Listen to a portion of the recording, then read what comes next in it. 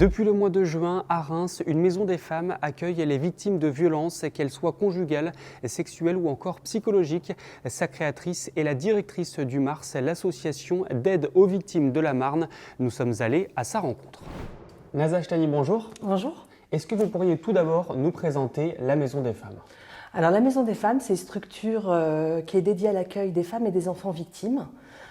Victimes d'infractions pénales, quel que soit le type d'infraction. Ça peut être évidemment des violences conjugales, mais pas que, ça peut être des agressions, du harcèlement au travail. Et l'objectif, c'est d'offrir un accueil et une prise en charge multidisciplinaire au sein de la Maison des femmes. Comment est né ce projet ? Alors, en fait, on avait déjà pensé à réfléchir au sein du conseil d'administration du MARS à proposer une prise en charge plus poussée des femmes victimes de violences conjugales parce qu'on était un peu frustrés de se cantonner à notre sphère de compétences. Et en fait, c'est le confinement qui a tout accéléré, où on était confrontés à des situations extrêmement difficiles. Mais en même temps, le côté positif de cette situation, c'est qu'on a pu décloisonner les prises en charge et avoir accès à l'ensemble des partenaires beaucoup plus rapidement, beaucoup plus facilement. Et donc, on s'est dit qu'il fallait continuer dans cette dynamique-là. Et c'est pour ça qu'on s'est intéressé à ce qui pouvait se faire sur le territoire en termes de prise en charge. Et donc, on a découvert la Maison des femmes de Saint-Denis et on s'est inspiré de ce modèle-là pour ouvrir la Maison des femmes à Reims. Alors concrètement, comment ça se passe pour une femme qui arrive ici ? Alors, une femme qui se présente à la Maison des femmes, elle va avoir accès à la coordinatrice qui va faire une première évaluation sociale et une évaluation des besoins de la personne qui se présente.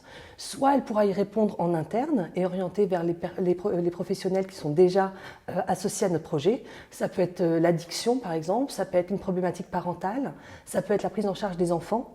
Ça peut être l'accès à un juriste ou encore à un psychologue, soit on va pouvoir orienter plus facilement les victimes vers les autres professionnels, l'objectif étant de faciliter la sortie de la situation de violence.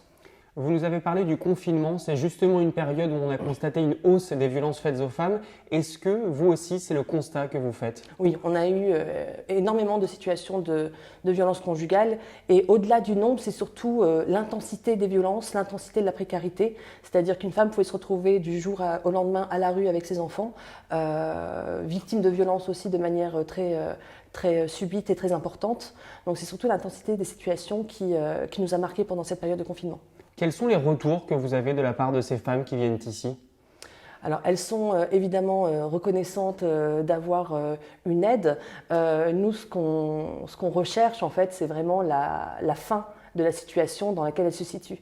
Ce qu'il faut bien entendre, c'est qu'une femme victime de violence conjugale, elle n'est pas que victime de violence. Elle cumule un certain nombre de difficultés. Ça va être le logement, ça va être la scolarité des enfants, ça va être le lien avec le père des enfants, ça va être la peur des représailles, la peur du regard des policiers et des gendarmes au moment de déposer plainte.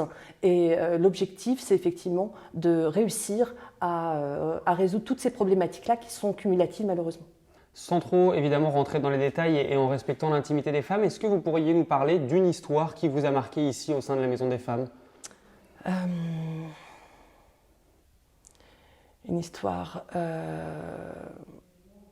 On a reçu des situations qui justement sortent un peu de notre quotidien, où on a pris en charge en urgence, suite à une orientation de monsieur le procureur, une jeune femme victime de viol.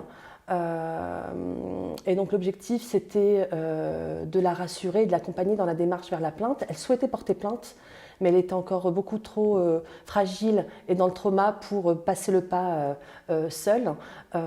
Et donc on l'a accompagnée dans ces démarches-là et on lui a proposé immédiatement une prise en charge psychologique.